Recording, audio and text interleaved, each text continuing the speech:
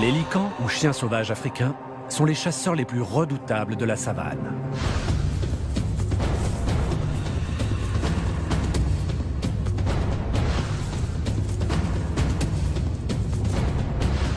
Ces animaux sont des tueurs sans pitié. Mais en s'attaquant aux plus faibles et aux blessés, c'est un service qu'ils rendent à leurs ennemis. Ils vivent en meute, et les liens qui les unissent sont profonds et hiérarchisés. Extrêmement rusés, ils n'hésitent pas à s'attaquer à plus fort qu'eux. Mais ils sont victimes d'un mal invisible qui rôde autour d'eux et frappe sans distinction, allant même jusqu'à menacer leur race d'extinction.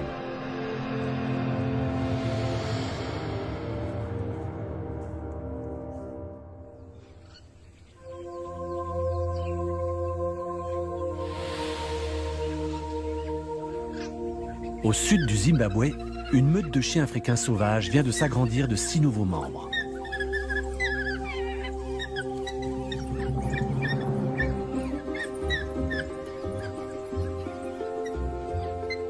Shima, la mère des chiots, est la femelle alpha de la meute. Ces chiots recevront un traitement de faveur. Les autres membres de la meute ne ménageront pas leurs efforts pour l'aider à nourrir et à élever sa progéniture. Mais cette race ne manque ni de détracteurs ni d'ennemis chez les humains. Kim Voluter, reporter animalier, s'est donné pour mission de mettre fin à ces préjugés. Fils d'un ranger, sa première rencontre avec cette espèce mal comprise et mal aimée a eu lieu l'année de ses 4 ans.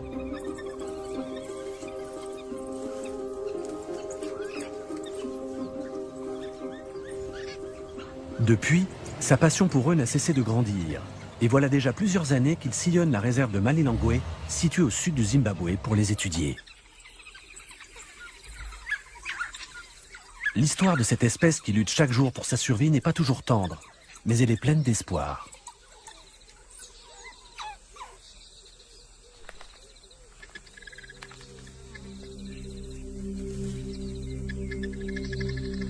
Il y a quelques années, Malilongwe est devenue une réserve privée protégée. La vie sauvage y reprend peu à peu ses droits. Les conservateurs de la réserve y ont même introduit plusieurs espèces. Mais les licans, eux, n'ont eu besoin de personne pour arriver à Malilongwe, partie sans doute du parc national de Gonarezu, plus au sud, ou du parc de Save au nord. La plupart des réserves privées ne peuvent offrir aux licans un espace de vie suffisamment vaste. Mais la réserve de Malilongwe s'étend sur 40 000 hectares, soit la moitié de la superficie de New York ou de Berlin. Les licans peuvent la parcourir à loisir, sans jamais être inquiétés par les hommes. Ces animaux sont souvent décrits comme des tueurs insatiables, des animaux nuisibles qu'il faut exterminer. Cependant, ils jouent un rôle crucial. Ils régulent les populations. Ils sont parmi les prédateurs les plus efficaces du continent africain. Au sein de la meute, tous chassent. Mais en la matière, certains excellent. Même blessé à la patte, Bibi, ce lican femelle, reste un des chasseurs les plus redoutables de sa meute. Les licans sont constamment en quête de nouvelles proies. Ils n'ont pas le choix. Leur métabolisme est 2 à 3 fois plus rapide que celui des chiens domestiques.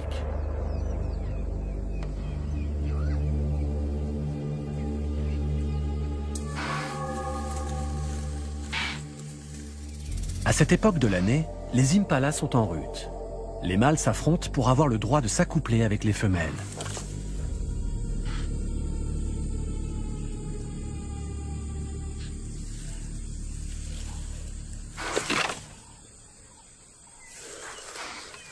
Ces batailles les épuisent et font d'eux des cibles parfaites.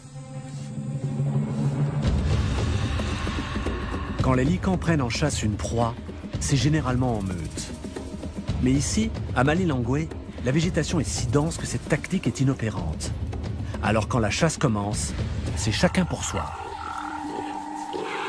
Mais quand un lican réussit à mettre à terre une proie, c'est toute la meute qui la dépaisse, et chacun aura sa part. Ce petit manège entre licans et impala dure depuis des siècles.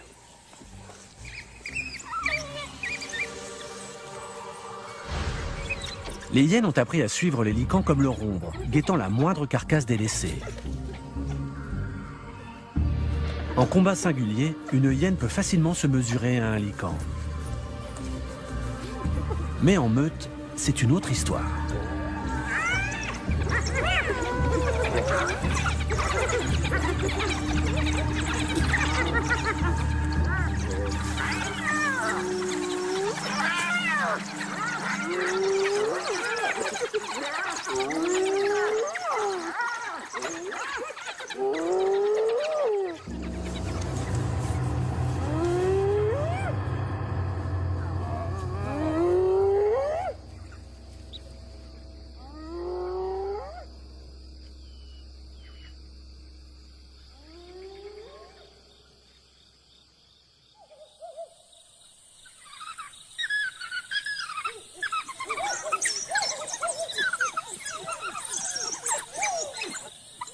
Au retour de la chasse, les adultes regurgitent de l'impala frais pour les chiots, mais aussi pour Shima.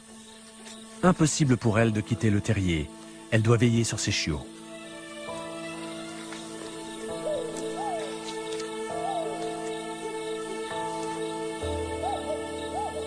Après des mois passés à parcourir la savane, les licans ne semblent pas mécontents de se fixer un peu.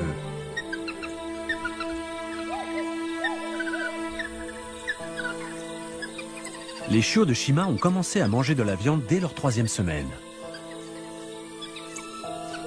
Malgré tout, leur mère continuera à les allaiter pendant encore 6 semaines.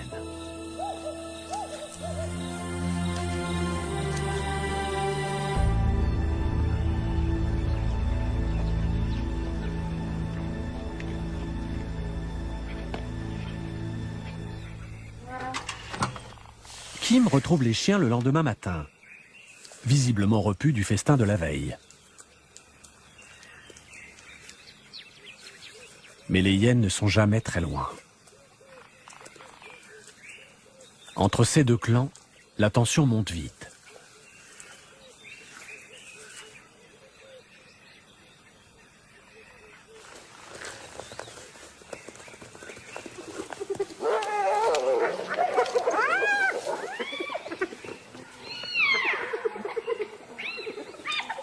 Tels des personnages de dessins animés, ils se provoquent souvent, mais en viennent rarement au sang.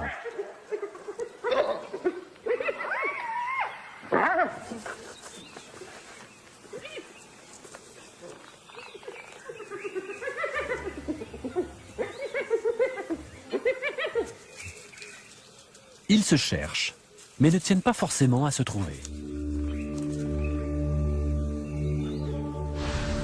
Rien à voir avec les lions qui ne rateraient pour rien au monde une occasion de tuer un lican.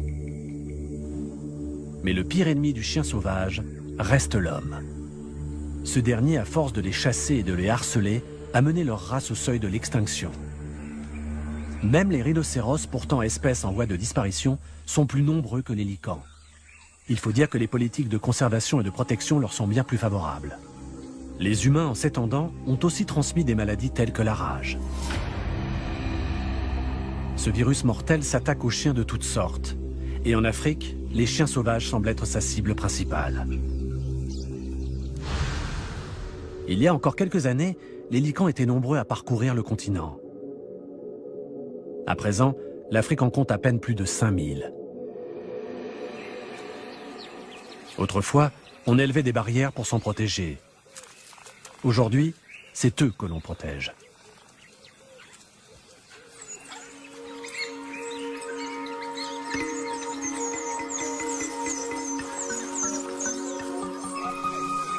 Les chiots ne chasseront pas avec la meute avant plusieurs semaines. En attendant, ils s'entraînent.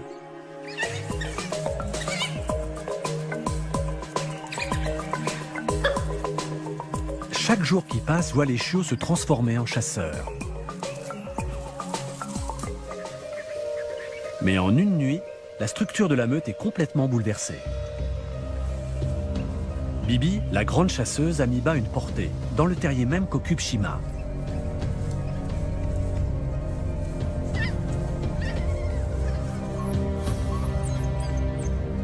La femelle alpha peut choisir de tuer ou d'adopter les chiots qui ne sont pas les siens. Mais Shima ne produit plus de lait. Même si elle voulait adopter les petits de Bibi, elle en est dans l'incapacité.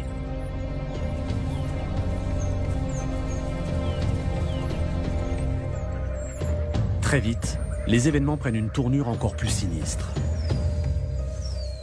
Shima s'empare d'un des chiots d'à peine 2 jours. Le nouveau-né, encore aveugle, est traîné sans ménagement hors du terrier.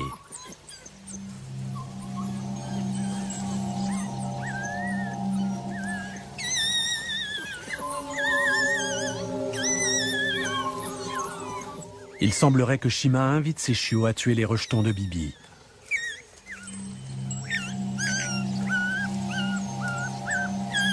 Bibi, quant à elle, reste cloîtrée dans le terrier, fermant les yeux sur le drame qui est en train de se jouer dehors.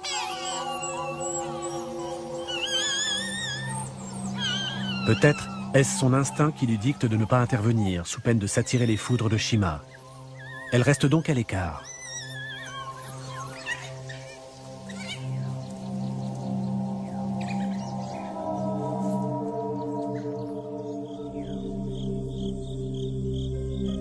Kim assistera à cette même scène perturbante plusieurs fois au cours des semaines suivantes. À toute heure du jour ou de la nuit, les chiots de Shima s'attaquent aux nouveau-nés et les mettent à l'épreuve.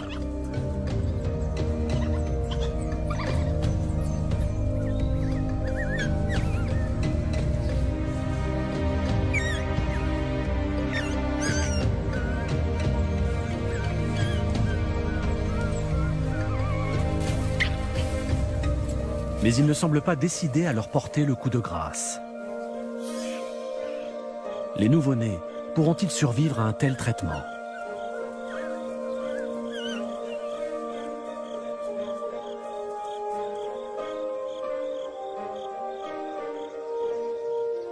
Tandis que les chiots mènent la vie dure à cette nouvelle portée, les licans adultes font prise surprise.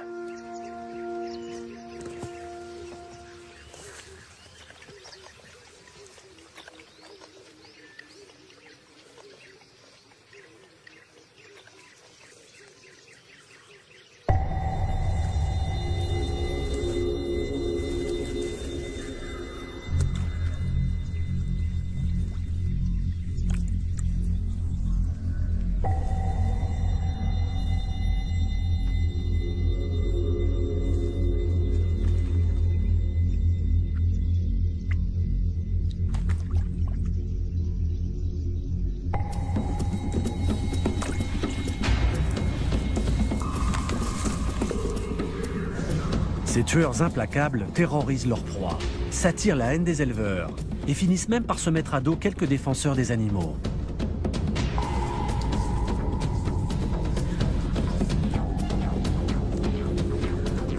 Leur technique de chasse consiste à pousser leur cible à l'épuisement, jusqu'au moment où la mort paraît préférable à la fuite.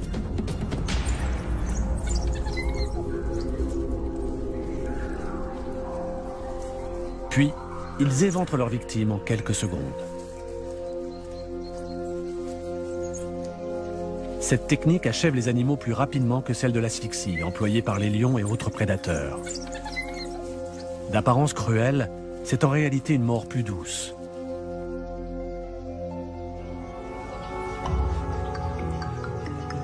Shima et Punk, son compagnon, reprennent une vie normale, marquant leur territoire de leur sécrétion.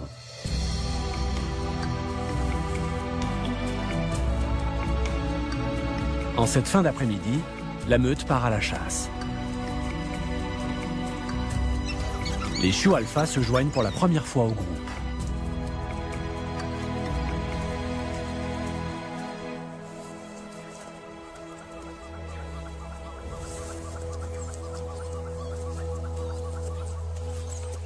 Ils sont jeunes, naïfs et facilement distraits.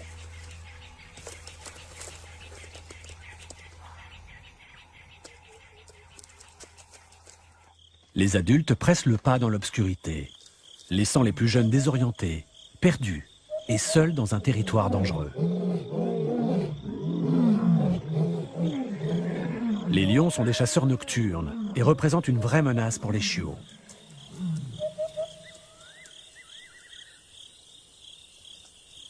Finalement, ces derniers retrouvent sains et saufs le terrier.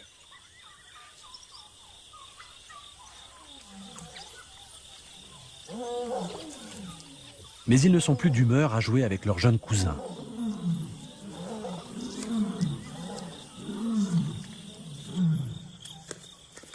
Au petit matin, la meute est de retour.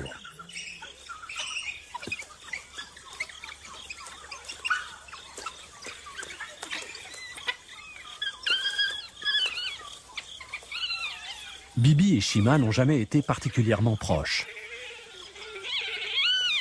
Mais avec le temps, Shima semble plus tolérante envers Bibi, et elle finit par accepter sa portée.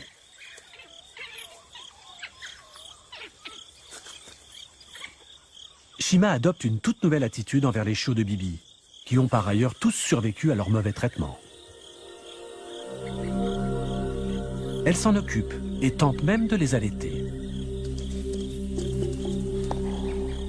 C'est comme si Shima acceptait les chiots de Bibi et les autorisait à vivre et à chasser avec la meute.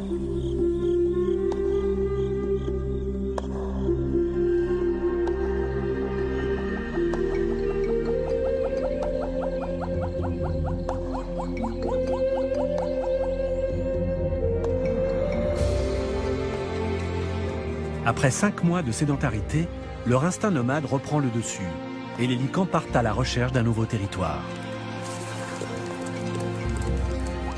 Leur halte s'est en effet prolongée de 2 mois avec l'arrivée des chiots de Bibi. Floppy se place en tête de la meute. Les autres lui embrayent le pas. Pour économiser leurs forces, les licans font des haltes fréquentes.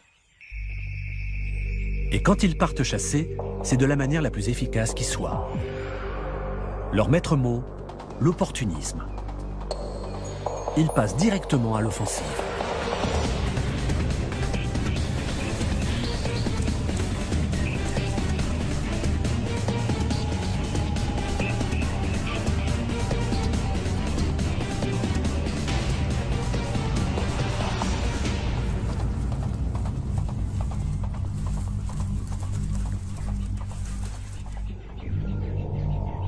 Les chiots peinent à suivre, mais bientôt, alléchés par l'odeur de viande fraîche, ils rattrapent la meute.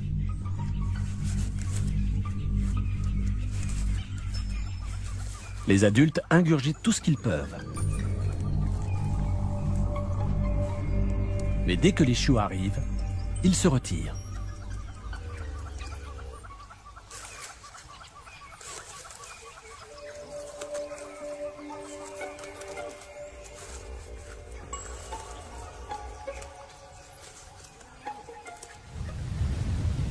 Les saisons passent et la meute continue à parcourir des kilomètres, souvent sous une pluie battante.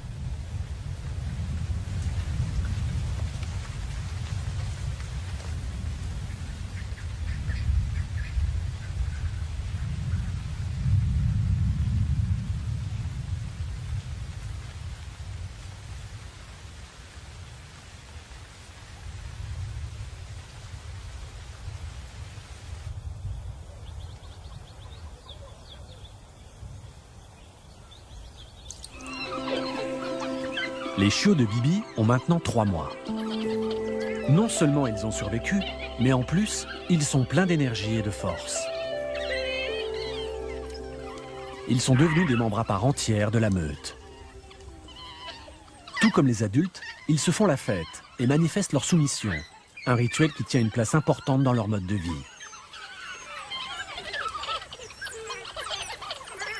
Ce petit jeu a lieu plusieurs fois par jour, et souvent avant de partir à la chasse. La meute compte à présent 21 membres. Tous sont en excellente santé. Plus les chiots ont de l'expérience, plus ils font preuve de curiosité.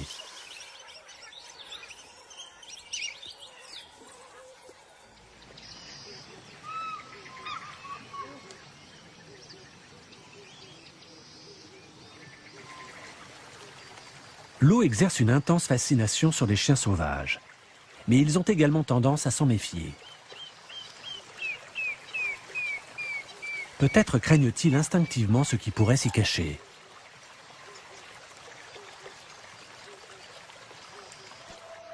Pourtant, les licans s'approchent de la Chiredzi, la rivière qui marque la frontière occidentale de la réserve. Il semble attiré par la rive opposée. La Chiredzi est plus qu'un simple obstacle. Elle délimite la fin de la zone protégée.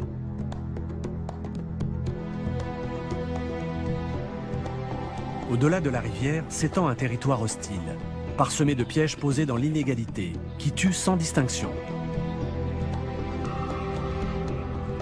Mais les chiens y ont un ennemi encore plus mortel. La rage.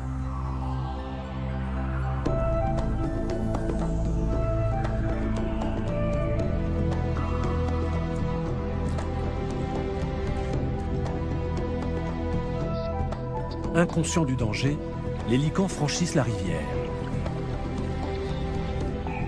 Punk, le mâle alpha, porte un collier émetteur que Kim lui a récemment posé. Kim peut ainsi plus facilement localiser les chiens au sein de la réserve de Malilongwe. Mais il n'a pas l'autorisation de traverser la Chiredzi. Et quand bien même, le lit de la rivière serait trop profond pour son 4x4. Il ne lui reste plus qu'à attendre et à écouter. Parfois, il capte un faible signal, mais le plus souvent, rien.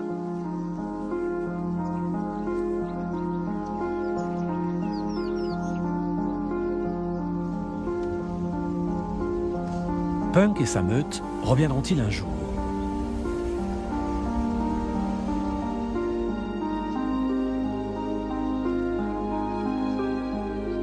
Kim ne quitte pas les abords de la Chiredzi et croise les doigts.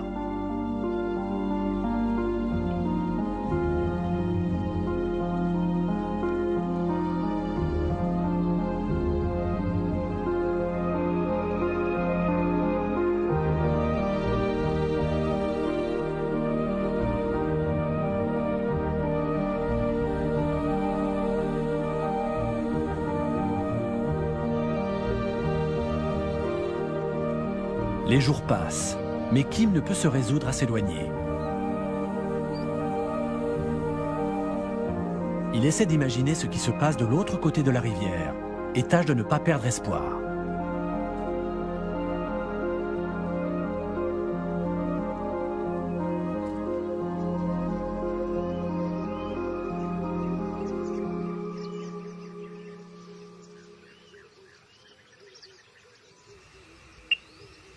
Et puis un jour, son récepteur confirme que Punk et sa meute sont de retour. Il les retrouve à Ban Ini, un point d'eau très prisé. Les chiens ont l'air heureux d'être revenus.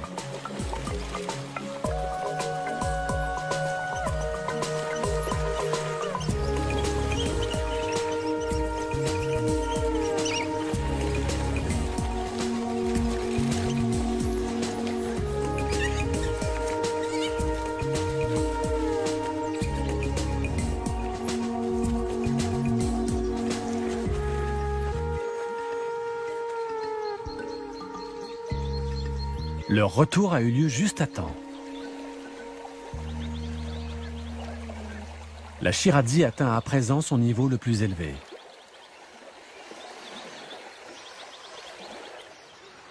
La meute ne pourra pas la traverser avant un certain temps. Kim profite de cette occasion pour changer de sujet.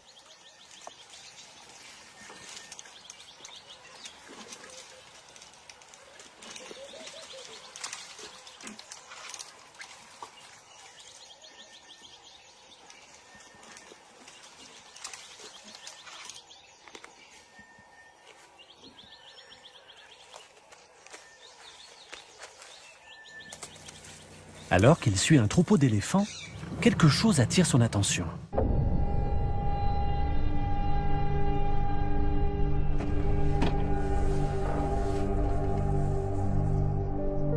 Il ne lui reste que la peau sur les os. Il s'agit de Tofi, un des chiens de la meute.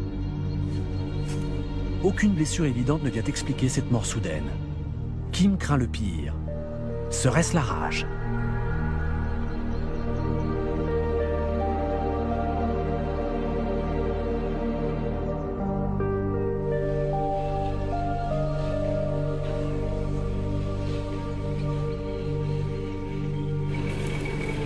Il part à la recherche de Shima et des siens.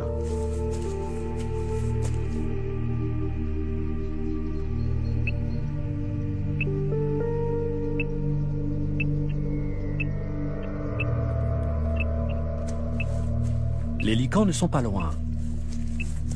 Enfin, normalement.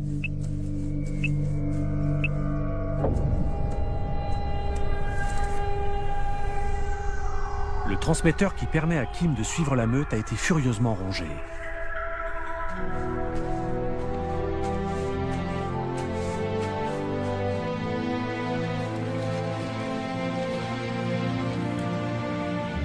Il finit par retrouver les autres chiens. À première vue, ils ont l'air en bonne santé. Shima est à nouveau en gestation. Mais pas de traces de Bibi.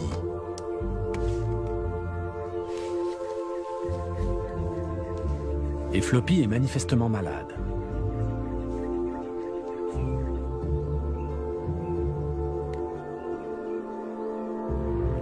Il est faible, ses pattes ne le portent plus, et son comportement est étrange.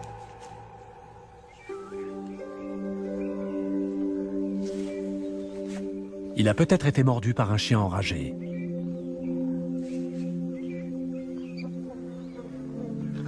Shima non plus n'a pas l'air dans son état normal. Elle s'en prend aux autres chiens sans raison, ce qui n'est pas dans son habitude.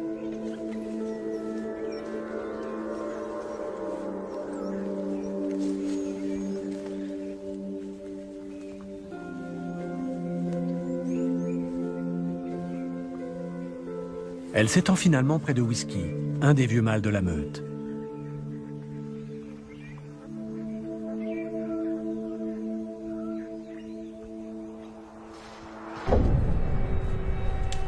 Mais d'autres mâles mordent férocement des branches d'arbres, un autre symptôme évident de la rage.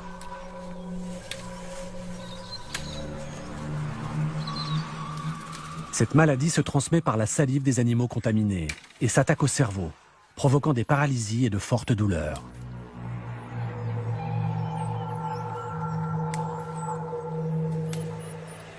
Il existe un vaccin préventif pour cette maladie, mais une fois qu'un animal est atteint, rien ne peut le sauver.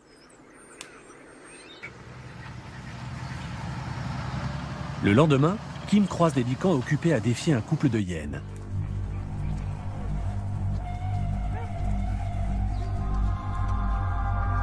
Les hyènes sont en train de déchiqueter une carcasse.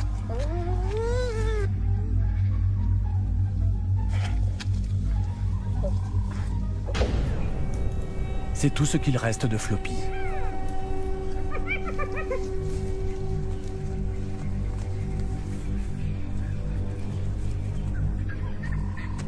Ces hyènes jouent avec la mort. Elles ne sont pas immunisées contre la rage.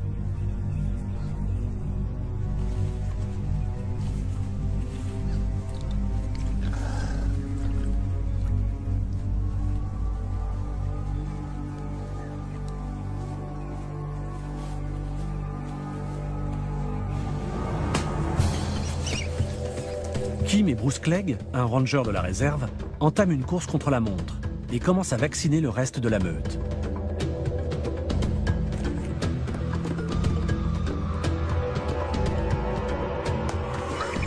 Ils tentent d'enrayer l'épidémie, mais il est sûrement déjà trop tard. La rage peut se répandre dans une meute comme une traînée de poudre. Les licans se pressent autour d'une de leurs proies. Mais la paralysie provoquée par la rage empêche toute déglutition. Ils maigrissent à vue d'œil.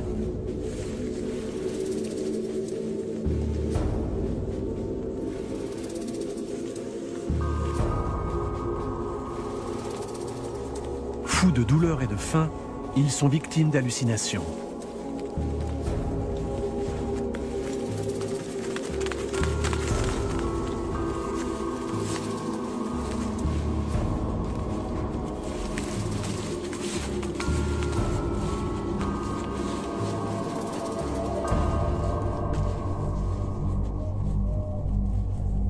La meute de Malilangwe fait peine à voir.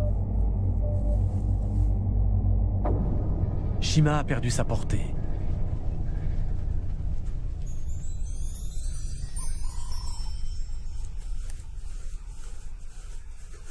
Elle meurt de soif, mais impossible d'avaler la moindre goutte d'eau.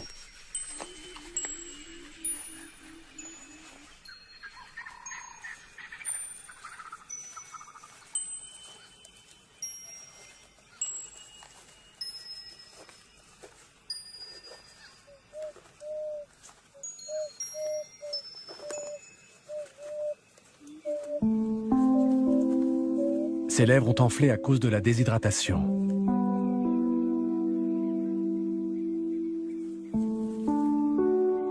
Les chiens tombent malades les uns après les autres. Et Kim n'a d'autre choix que de mettre fin à leur long calvaire.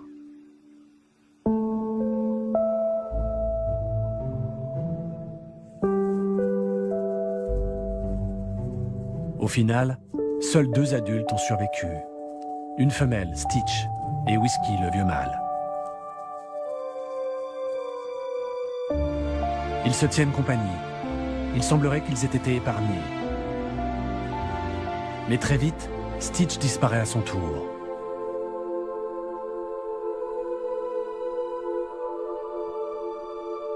C'est un drame. La meute comptait 21 membres, 20 ont succombé. Whisky est le seul et unique survivant.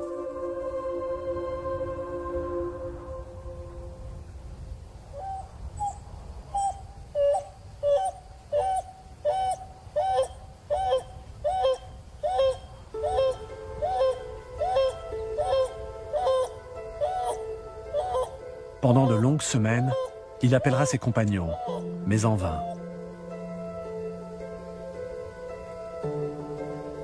Il n'y a plus personne pour lui répondre.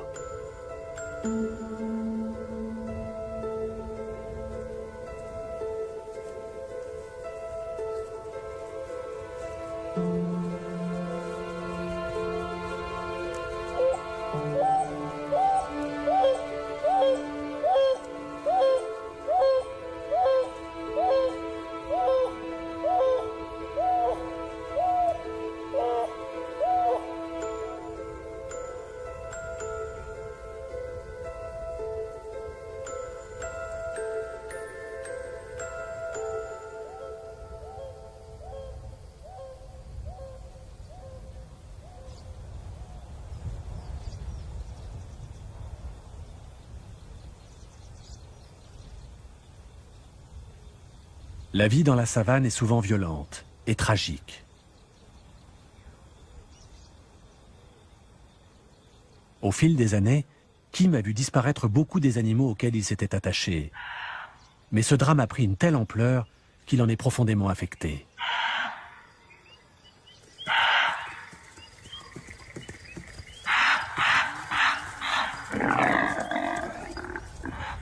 Dans la brousse, la vie continue. Whisky aussi continue sa route, seul et solitaire. Il emprunte les chemins sur lesquels courait autrefois une joyeuse meute.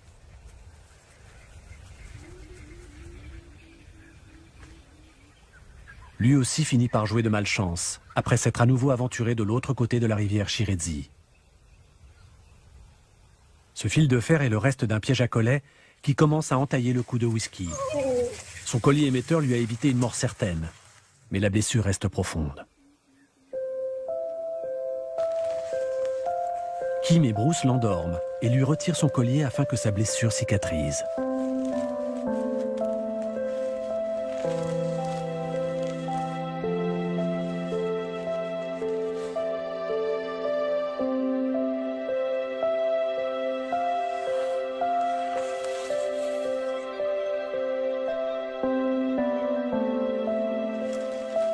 Whisky est le dernier lycan de la meute.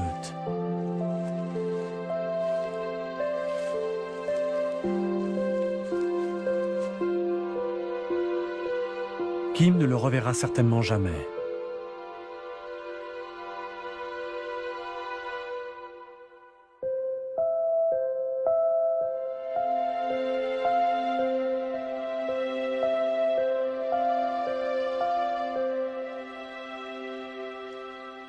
Il faudra attendre toute une année avant de voir revenir des chiens sauvages à Malilongwe.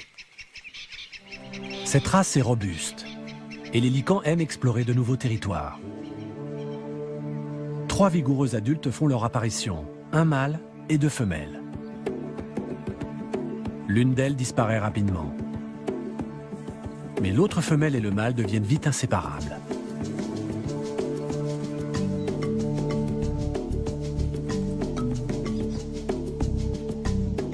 Le pelage de la femelle est magnifiquement tacheté. C'est un des plus beaux spécimens que Kim ait jamais vu.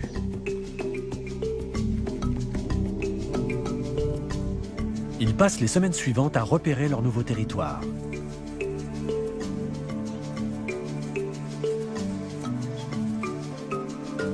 Le gibier ne manque pas par ici, et les nouveaux arrivants décident de s'y installer.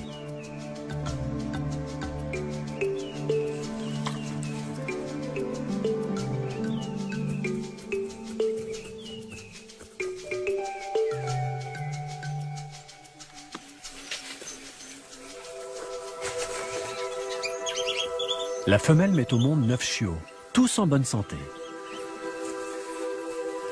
C'est le début d'une nouvelle meute.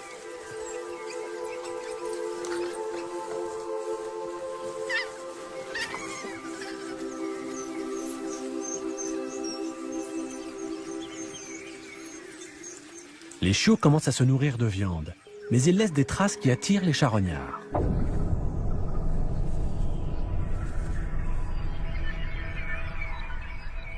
Les mangoustes pourraient être porteuses de la rage. Mais cela fait partie du grand jeu de la vie dans la brousse.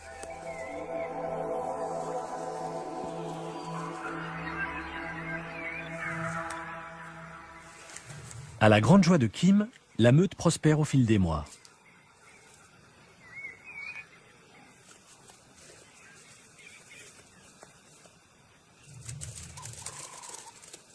Les parents initient leurs chiots à la chasse.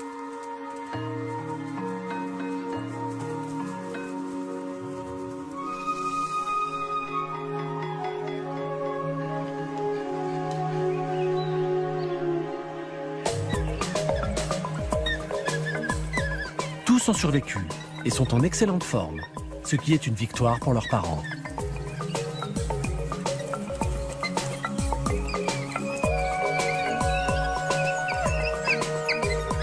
Il est très rare qu'un couple de licans réussisse à eux seuls à élever une portée.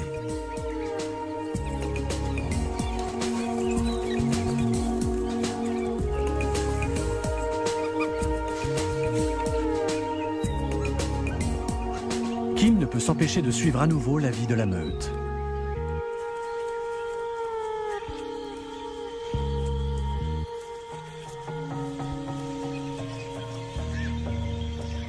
Alors que tous sont en train de chasser, les parents font faire à leurs chiots une incroyable rencontre. D'abord, c'est un face-à-face avec leurs bonnes vieilles ennemies de toujours.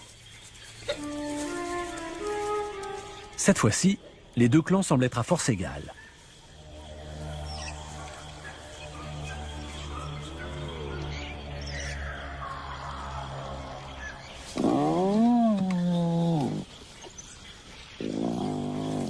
Les licans arrivent à isoler une hyène de ses congénères et s'amusent à l'intimider.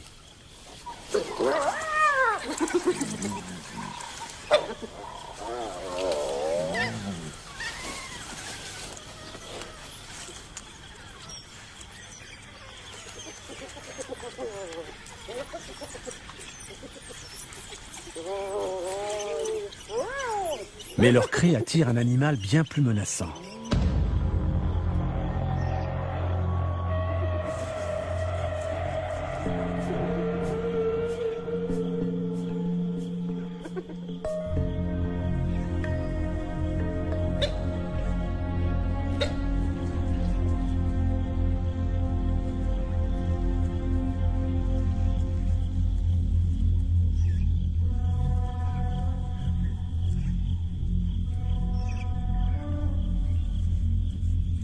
Heureusement, ces lions sont jeunes et inexpérimentés et paraissent bien démunis face à cette situation. Les hyènes ont l'air de s'en rendre compte.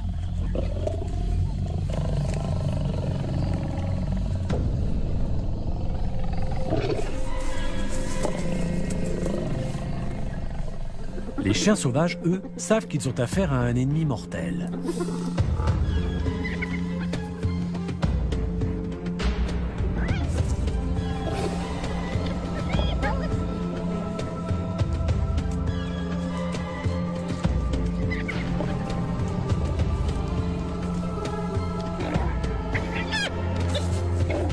Et qu'importe la taille de la meute, jamais des licans ne s'en prendraient à des lions.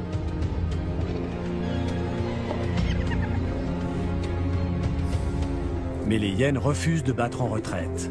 Les félins perplexes se retirent.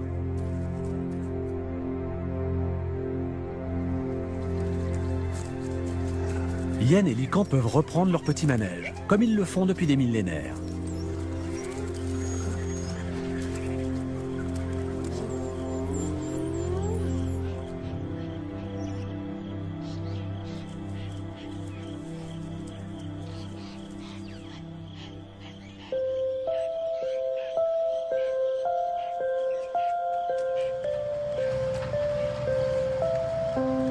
Kim Voluter aura donc passé 4 ans en compagnie de ces animaux hors du commun. Il aura assisté à la naissance d'une meute et à son déclin dans les pires conditions. Il observe à présent une nouvelle meute prendre son essor. Tout espoir n'est pas perdu, même si les faits ne plaident pas en faveur des chiens africains sauvages.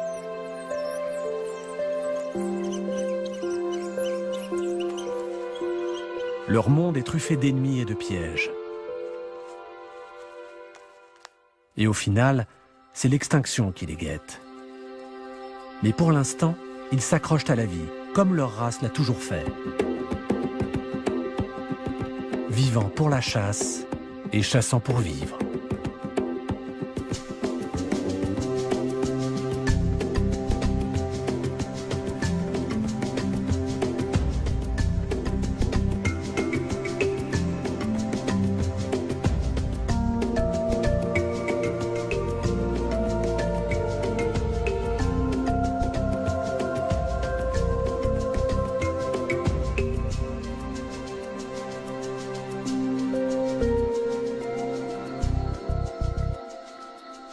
Membre à part entière de la meute. Tout comme les adultes, ils se font la fête et manifestent leur soumission, un rituel qui tient une place importante dans leur mode de vie. Ce petit jeu a lieu plusieurs fois par jour, et souvent avant de partir à la chasse. La meute compte à présent 21 membres. Tous sont en excellente santé. Plus les chiots ont de l'expérience, plus ils font preuve de curiosité.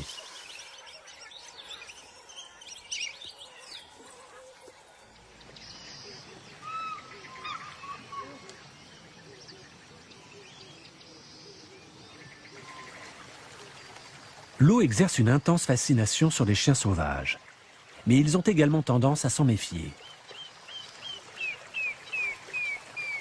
Peut-être craignent-ils instinctivement ce qui pourrait s'y cacher.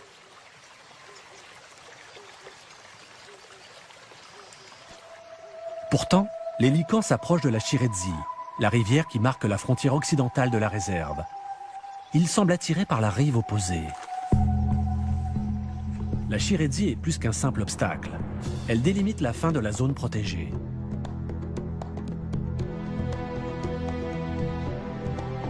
Au-delà de la rivière s'étend un territoire hostile, parsemé de pièges posés dans l'inégalité, qui tuent sans distinction. Mais les chiens y ont un ennemi encore plus mortel. La rage.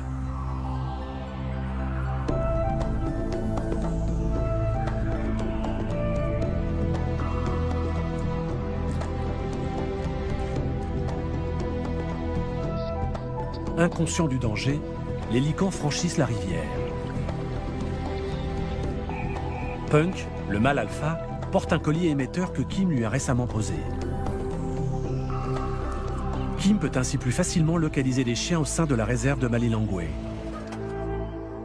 Mais il n'a pas l'autorisation de traverser la Chiredzi. Et quand bien même, le lit de la rivière serait trop profond pour son 4x4. Il ne lui reste plus qu'à attendre et à écouter. Parfois, il capte un faible signal, mais le plus souvent, rien.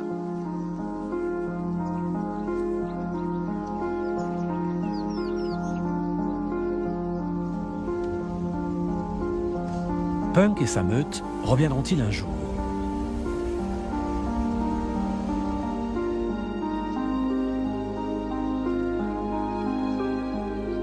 Kim ne quitte pas les abords de la Shiredzi et croise les doigts.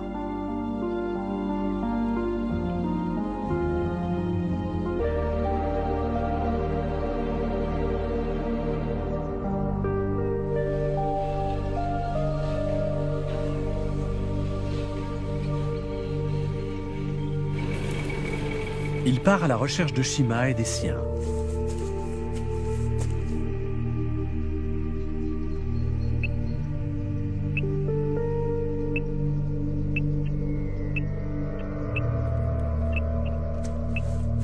Les Lycans ne sont pas loin. Enfin, normalement.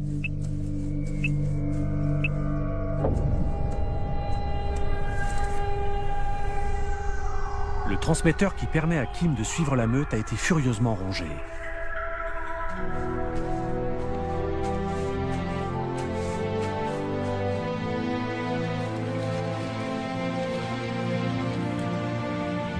Il finit par retrouver les autres chiens. À première vue, ils ont l'air en bonne santé. Shima est à nouveau en gestation. Mais pas de traces de Bibi.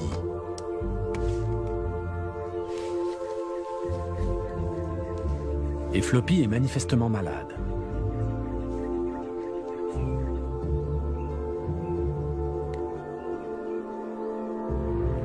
Il est faible, ses pattes ne le portent plus, et son comportement est étrange.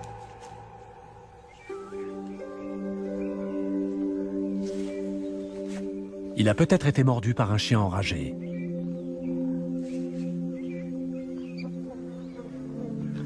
Shima non plus n'a pas l'air dans son état normal. Elle s'en prend aux autres chiens sans raison, ce qui n'est pas dans son habitude.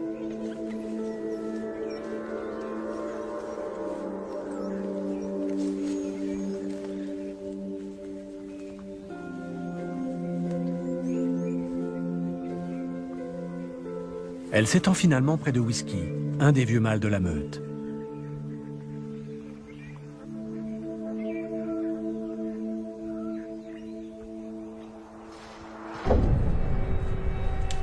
Mais d'autres mâles mordent férocement des branches d'arbres, un autre symptôme évident de la rage.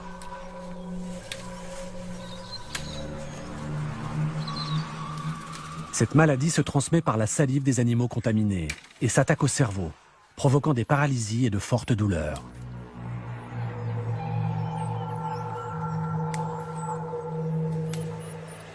Il existe un vaccin préventif pour cette maladie, mais une fois qu'un animal est atteint, rien ne peut le sauver.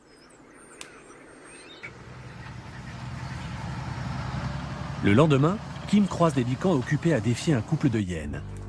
Sa première rencontre avec cette espèce mal comprise et mal aimée a eu lieu l'année de ses 4 ans.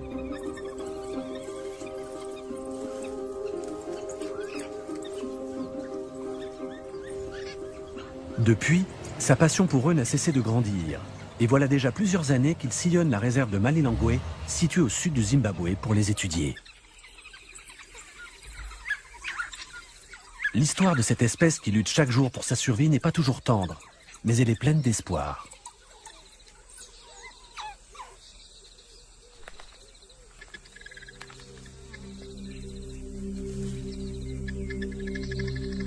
Il y a quelques années, Malilongwe est devenue une réserve privée protégée. La vie sauvage y reprend peu à peu ses droits. Les conservateurs de la réserve y ont même introduit plusieurs espèces. Mais les Lycans, eux, n'ont eu besoin de personne pour arriver à Malilongwe, partie sans doute du parc national de Gonarezu, plus au sud, ou du parc de Save au nord. La plupart des réserves privées ne peuvent offrir aux Lycans un espace de vie suffisamment vaste. Mais la réserve de Malilongwe s'étend sur 40 000 hectares, soit la moitié de la superficie de New York ou de Berlin.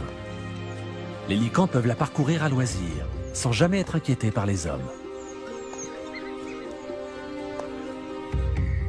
Ces animaux sont souvent décrits comme des tueurs insatiables, des animaux nuisibles qu'il faut exterminer. Cependant, ils jouent un rôle crucial. Ils régulent les populations. Ils sont parmi les prédateurs les plus efficaces du continent africain. Au sein de la meute, tous chassent, mais en la matière, certains excellent. Même blessés à la patte, Bibi, ce lycan femelle, reste un des chasseurs les plus redoutables de sa meute. Les lycans sont constamment en quête de nouvelles proies. Ils n'ont pas le choix. Leur métabolisme est 2 à 3 fois plus rapide que celui des chiens domestiques.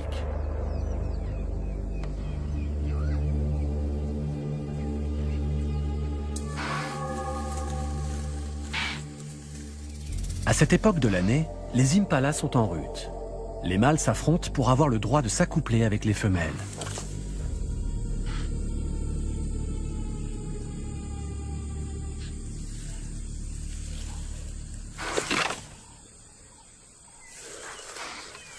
Ces batailles les épuisent et font d'eux des cibles parfaites.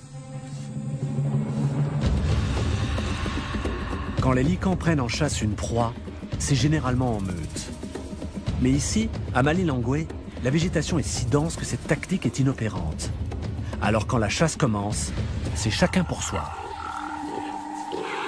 Mais quand un lycan réussit à mettre à terre une proie, les lycans étaient nombreux à parcourir le continent. À présent, l'Afrique en compte à peine plus de 5000.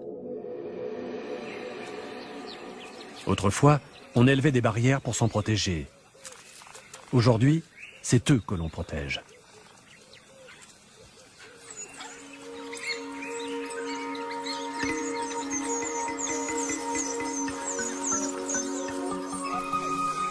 Les chiots ne chasseront pas avec la meute avant plusieurs semaines. En attendant, ils s'entraînent.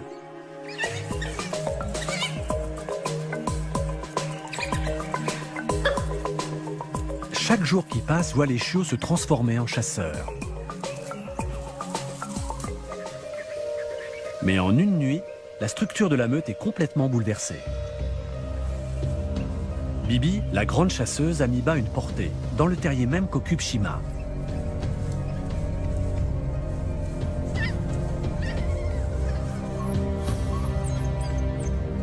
La femelle alpha peut choisir de tuer ou d'adopter les chiots qui ne sont pas les siens. Mais Shima ne produit plus de lait. Même si elle voulait adopter les petits de Bibi, elle en est dans l'incapacité.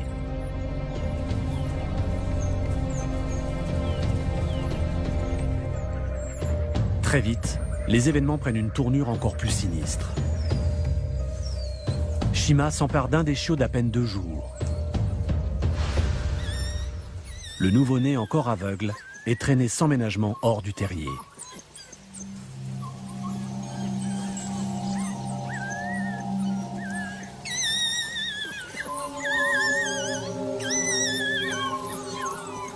Il semblerait que Shima invite ses chiots à tuer les rejetons de Bibi.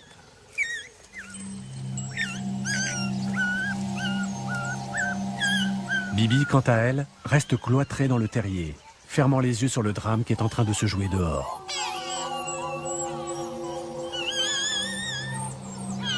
Peut-être est-ce son instinct qui lui dicte de ne pas intervenir, sous peine de s'attirer les foudres de Shima. Elle reste donc à l'écart.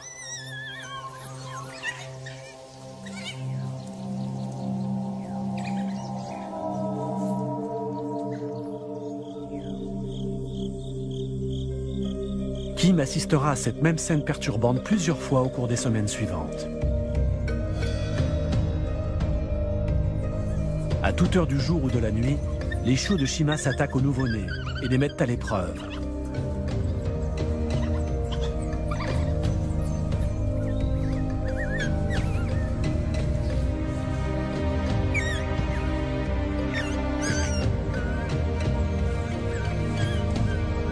Elle s'en prend aux autres chiens sans raison, ce qui n'est pas dans son habitude.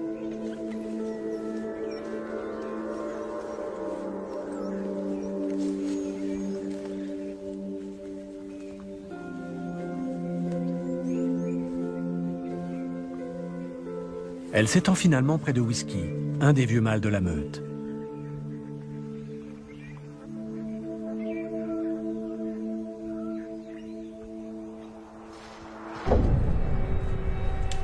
Mais d'autres mâles mordent férocement des branches d'arbres, un autre symptôme évident de la rage.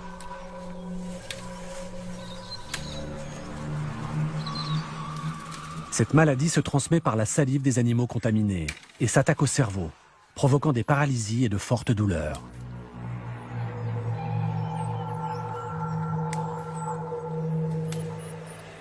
Il existe un vaccin préventif pour cette maladie, mais une fois qu'un animal est atteint, rien ne peut le sauver.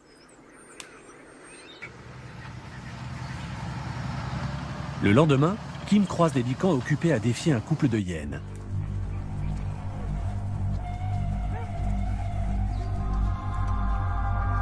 Les hyènes sont en train de déchiqueter une carcasse.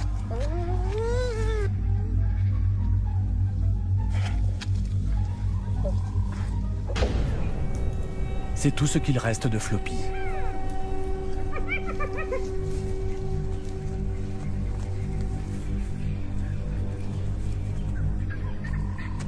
Ces hyènes jouent avec la mort.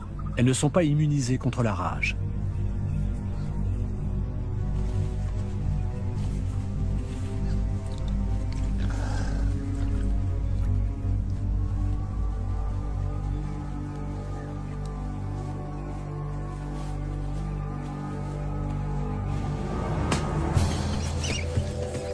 Kim et Bruce Clegg, un ranger de la réserve, entament une course contre la montre et commencent à vacciner le reste de la meute.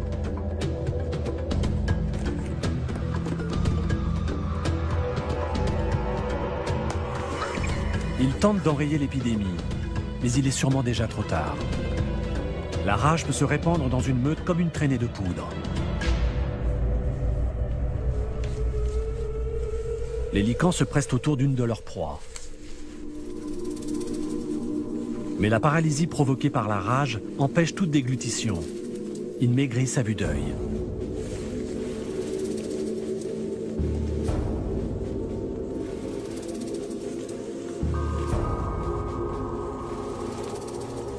Fous de douleur et de faim, ils sont victimes d'hallucinations.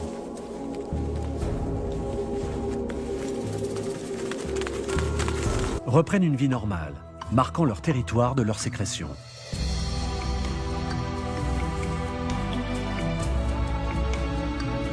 En cette fin d'après-midi, la meute part à la chasse. Les chiots alpha se joignent pour la première fois au groupe.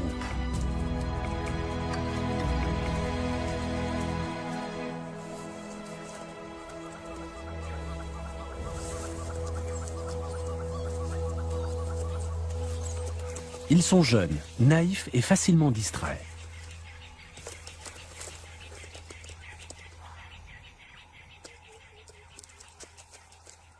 Les adultes pressent le pas dans l'obscurité, laissant les plus jeunes désorientés, perdus et seuls dans un territoire dangereux. Les lions sont des chasseurs nocturnes et représentent une vraie menace pour les chiots.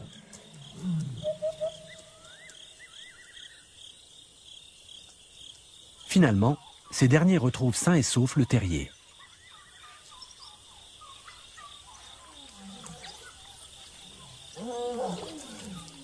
Mais ils ne sont plus d'humeur à jouer avec leurs jeunes cousins.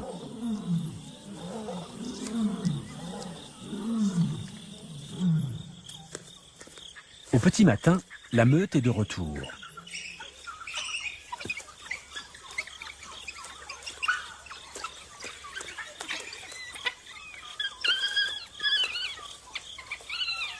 Bibi et Shima n'ont jamais été particulièrement proches.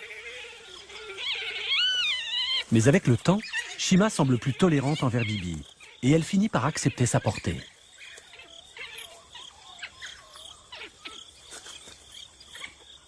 Shima adopte une toute nouvelle attitude envers les chiots de Bibi, qui ont par ailleurs tous survécu à leur mauvais traitement.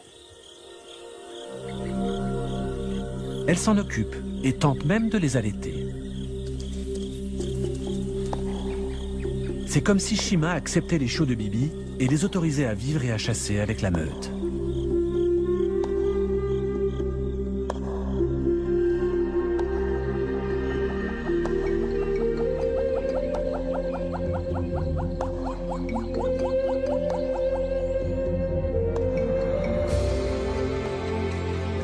Après 5 mois de sédentarité, leur instinct nomade reprend le dessus et les licans partent à la recherche d'un nouveau territoire.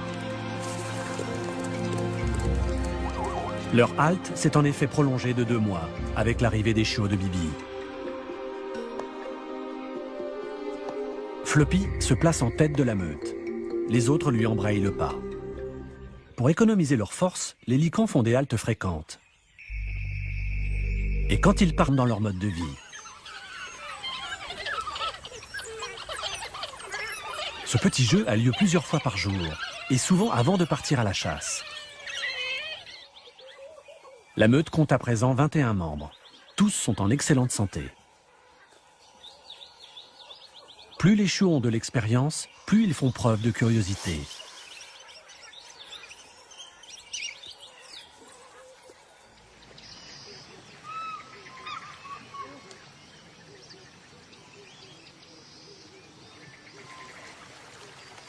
L'eau exerce une intense fascination sur les chiens sauvages, mais ils ont également tendance à s'en méfier. Peut-être craignent-ils instinctivement ce qui pourrait s'y cacher.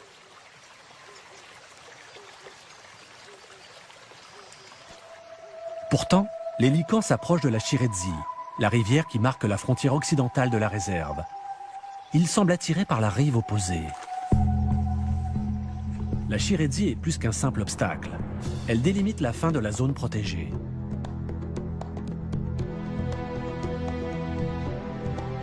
Au-delà de la rivière s'étend un territoire hostile, parsemé de pièges posés dans l'inégalité, qui tuent sans distinction.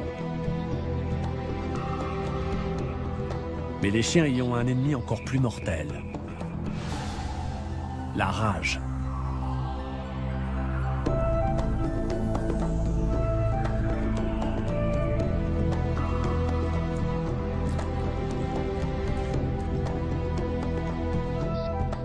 Inconscients du danger, les licans franchissent la rivière. Punk, le mâle alpha, porte un collier émetteur que Kim lui a récemment posé. Kim peut ainsi plus facilement localiser les chiens au sein de la réserve de Malilongwe. Mais il n'a pas l'autorisation de traverser la Chiredzi. Et quand bien même, le lit de la rivière serait trop profond pour son 4x4. Il ne lui reste plus qu'à attendre et à écouter. Parfois, il capte un faible signal, mais le plus souvent, rien.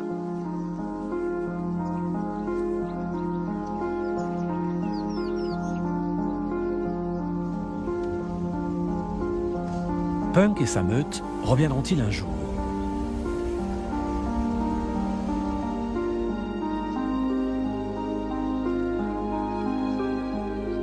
Kim ne quitte pas les abords de la Chiredzi et croise les doigts.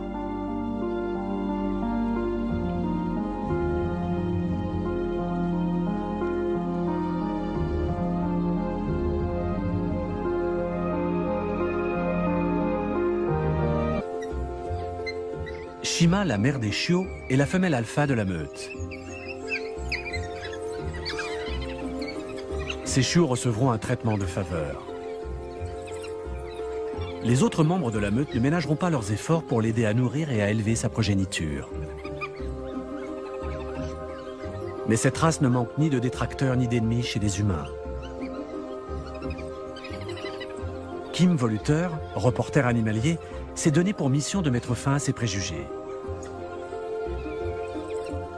Fils d'un ranger, sa première rencontre avec cette espèce mal comprise et mal aimée a eu lieu l'année de ses 4 ans.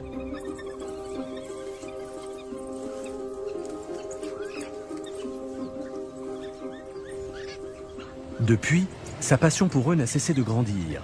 Et voilà déjà plusieurs années qu'il sillonne la réserve de Malilongwe, située au sud du Zimbabwe, pour les étudier. L'histoire de cette espèce qui lutte chaque jour pour sa survie n'est pas toujours tendre, mais elle est pleine d'espoir.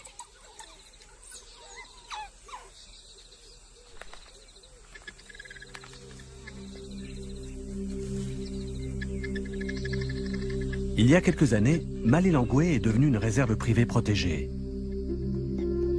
La vie sauvage y reprend peu à peu ses droits. Les conservateurs de la réserve y ont même introduit plusieurs espèces. Mais les licans, eux, n'ont eu besoin de personne pour arriver à Malilongwe, partie sans doute du parc national de Gonarezu, plus au sud, ou du parc de Save au nord. La plupart des réserves privées ne peuvent offrir aux licans un espace de vie suffisamment vaste. Mais la réserve de Malilongwe s'étend sur 40 000 hectares, soit la moitié de la superficie de New York ou de Berlin. Les licans peuvent la parcourir à loisir, sans jamais être inquiétés par les hommes. Ces animaux sont souvent décrits comme des tueurs insatiables, des animaux nuisibles qu'il faut exterminer. Cependant, ils jouent un rôle crucial. Ils régulent les populations. Ils sont parmi les prédateurs les plus efficaces du continent africain. Au sein de la meute, tous chassent. Mais en la matière, certains excellent. Même blessé à la patte, Bibi, ce lican femelle, reste un des chasseurs les plus redoutables de sa meute. Les licans sont constamment en quête de nouvelles proies. Ils n'ont pas le choix. Leur métabolisme est 2 à 3 fois plus rapide que celui des chiens domestiques.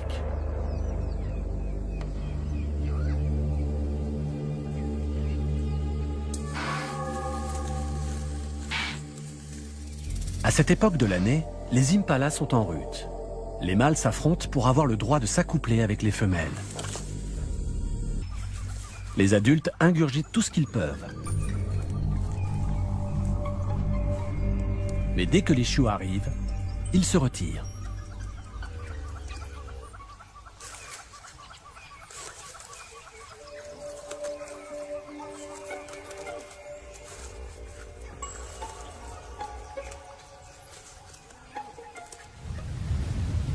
Les saisons passent et la meute continue à parcourir des kilomètres, souvent sous une pluie battante.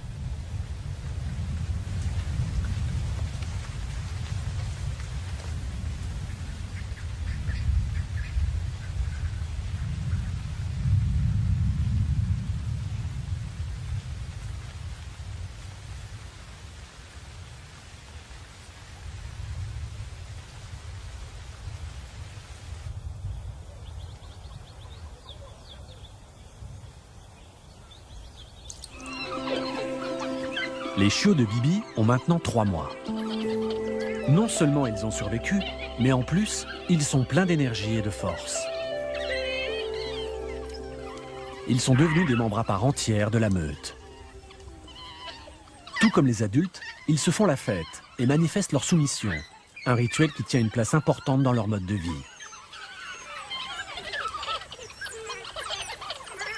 Ce petit jeu a lieu plusieurs fois par jour, et souvent avant de partir à la chasse. La meute compte à présent 21 membres. Tous sont en excellente santé. Plus les chiots ont de l'expérience, plus ils font preuve de curiosité.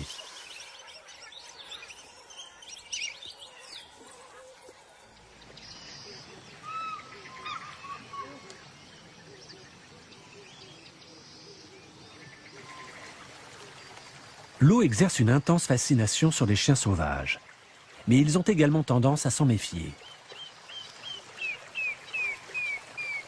Peut-être craignent-ils instinctivement ce qui pourrait s'y cacher.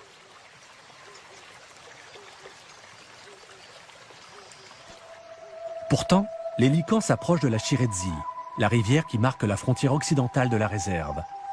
Ils semblent attirés par la rive opposée. La Chiredzi est plus qu'un simple obstacle. Elle délimite la fin de la zone protégée.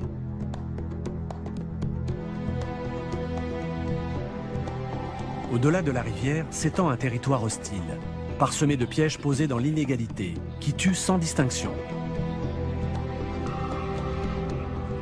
Mais les chiens y ont un ennemi encore plus mortel. La rage.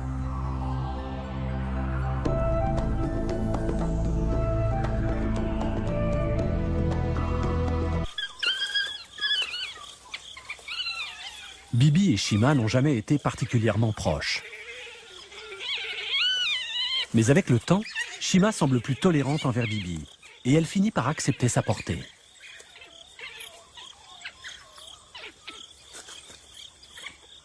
Shima adopte une toute nouvelle attitude envers les chiots de Bibi, qui ont par ailleurs tous survécu à leur mauvais traitement. Elle s'en occupe et tente même de les allaiter. C'est comme si Shima acceptait les chiots de Bibi et les autorisait à vivre et à chasser avec la meute.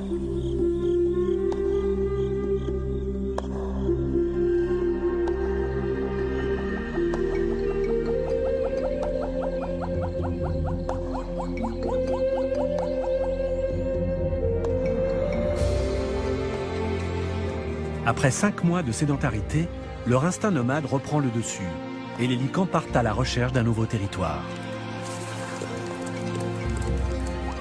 Leur halte s'est en effet prolongée de 2 mois avec l'arrivée des chiots de Bibi. Floppy se place en tête de la meute. Les autres lui embrayent le pas. Pour économiser leurs forces, les licans font des haltes fréquentes. Et quand ils partent chasser, c'est de la manière la plus efficace qui soit. Leur maître mot, l'opportunisme. Ils passent directement à l'offensive.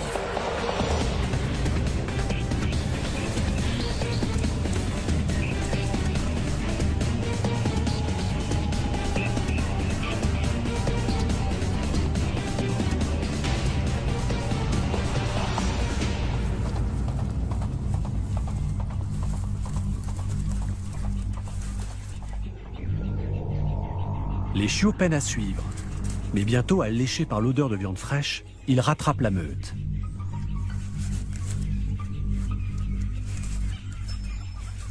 Les adultes ingurgitent tout ce qu'ils peuvent. Mais dès que les chiots arrivent, ils se retirent.